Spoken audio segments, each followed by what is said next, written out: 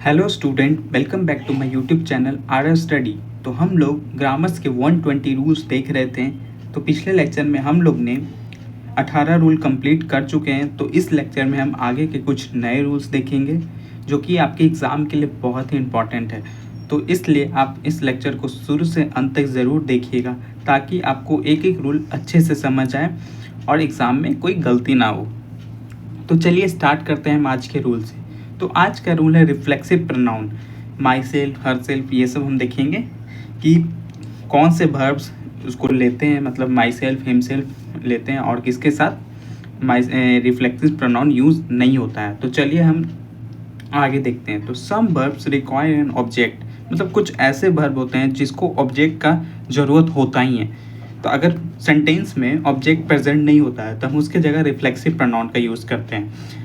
और कुछ वर्ब ऐसे होते हैं जो कि कभी भी ऑब्जेक्ट नहीं लेते हैं, मतलब रिफ्लेक्सिव प्रोनाउन कभी नहीं लेते हैं। चलिए हम देखते हैं कि कौन कौन से वर्ब रिफ्लेक्सिव प्रोनाउन को लेते हैं और कौन कौन से वर्ब रिफ्लेक्सिव प्रोनाउन नहीं लेते अपने साथ। तो चलिए देखते हैं। तो verbs that may needs a reflexive pronouns, जो ऐसे वर्ब जिसको रिफ्लेक्सिव प्रोनाउन का ज़रूरत है, तो वो क्या क्या है? इंजॉय हो गया, अवेल हो गया, एब्सेंट हो गया। Enjoy, avail, absent, acquaint, pride, ये सब के साथ हम लोग रिफ्लेक्सिव प्रोनाउन का यूज़ करेंगे।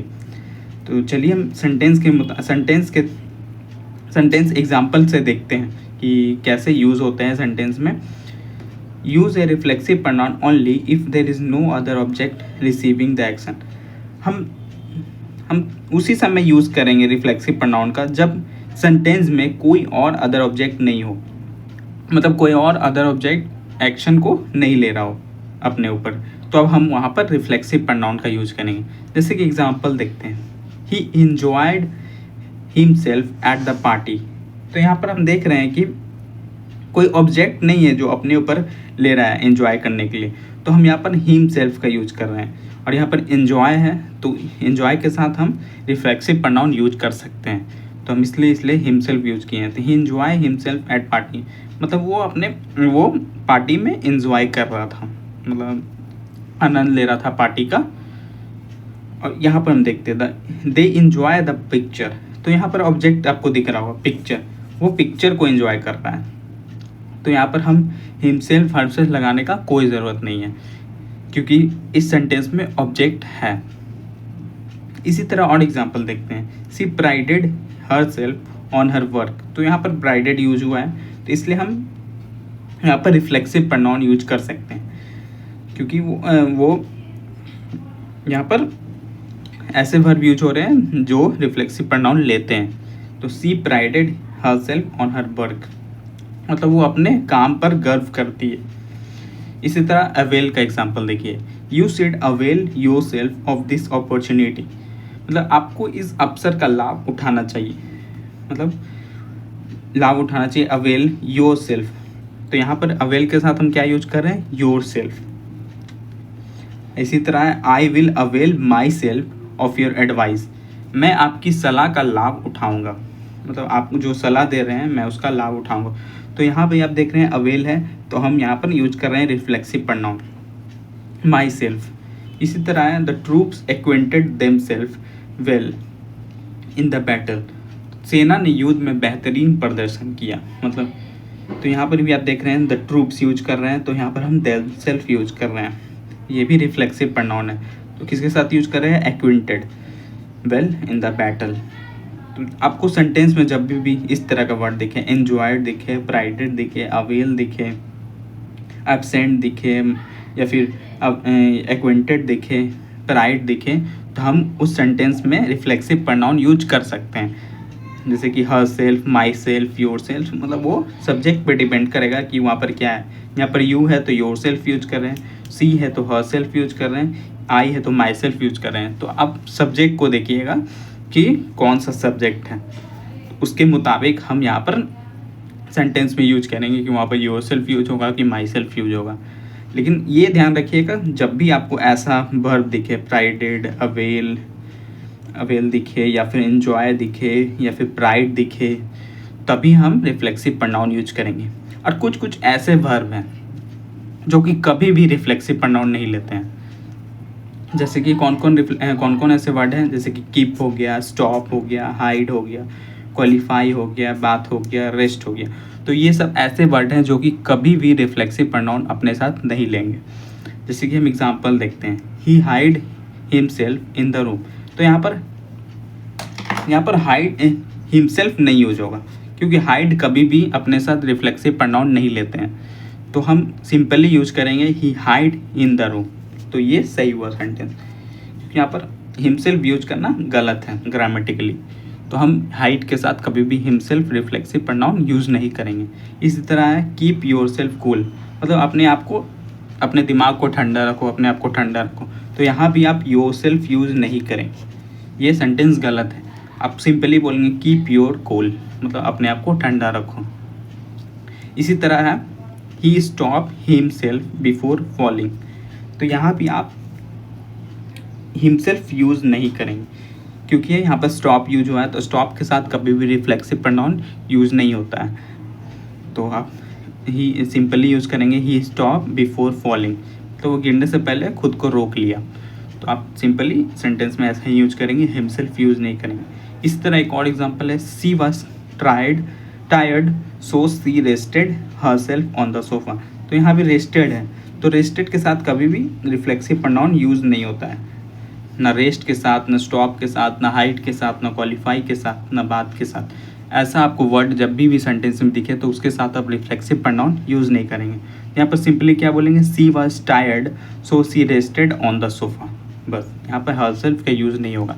आपको सेंटेंस में कहीं भी अगर आपको ऐसा यूज़ देखता है रेस्टेड के साथ रिफ्लेक्सिव प्रोनाउन यूज़ को, तो उस सेंटेंस को आप गलत कर दीजिएगा। लेकिन ये कुछ ऐसे वर्ब है जो कि ले भी सकते हैं, और अगर सेंटेंस में ऑब्जेक्ट नहीं रहा, जो एक्शन करने वाला ऑब्जेक्ट नहीं है, तो हम उसके साथ रिफ्लेक्सिव प्रोनाउन यूज करेंगे।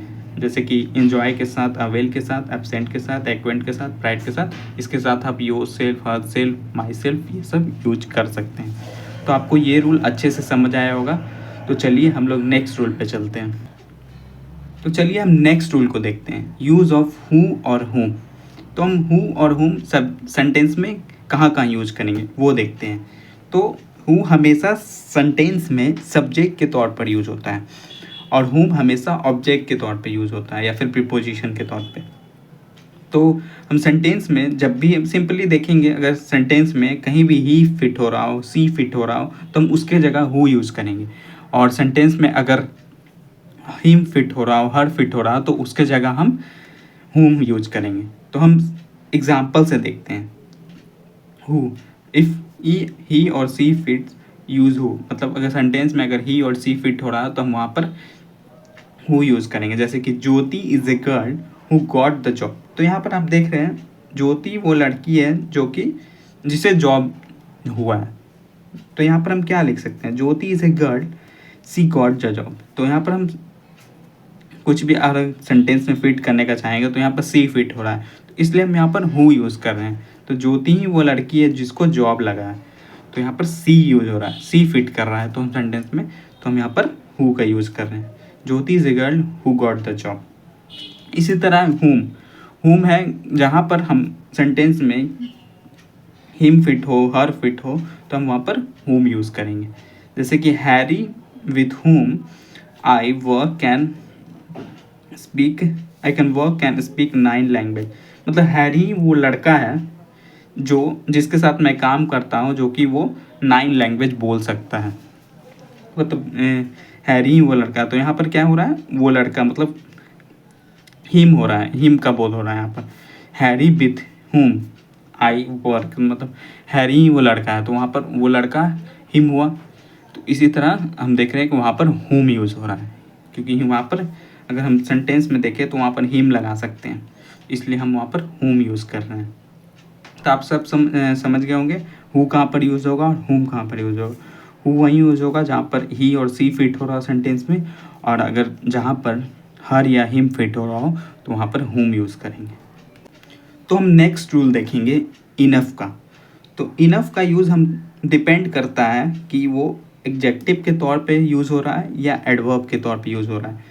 तो हम देखेंगे कि सेंटेंस में वो एग्जेक्टिव के तौर पे यूज़ हो रहा है या एडवर्ब के तौर पे तो वो देखते हैं कैसे यूज़ होता है। तो अगर वो एडजेक्टिव के तौर पे यूज़ हो रहा है तो नाउन को मॉडिफाई करेगा। कोई भी एडजेक्टिव नाउन को मॉडिफाई करता है तो वो हमेशा नाउन के पहले आएगा। जैसे कि ही हैज़ इनफ शुगर, मतलब उसके पास मतलब पर्याप्त चीनी है।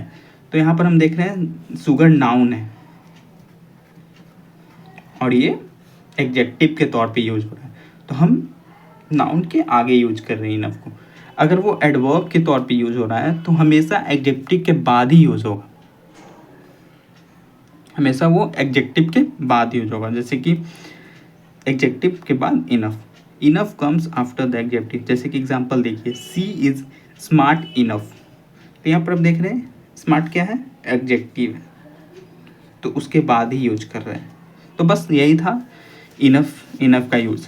इनफ अगर एडजेक्टिव के तौर पे यूज होगा तो वो नाउन के बाद आए, नाउन के पहले आएगा, और अगर वो एडवर्ब के तौर पे यूज होगा तो हमेशा एडजेक्टिव के बाद आएगा। तो चलिए इस लेक्चर को, इस रूल को आप बहुत अच्छे से समझ गए होंगे। तो इस वीडियो को पूरा देखने के लिए धन्यवाद। मैं आशा करता हूँ कि आपको एक एक रूल बहुत अच्छे से समझ आया होगा। ठीक है, धन्यवाद इस वीडियो को देखने के लिए।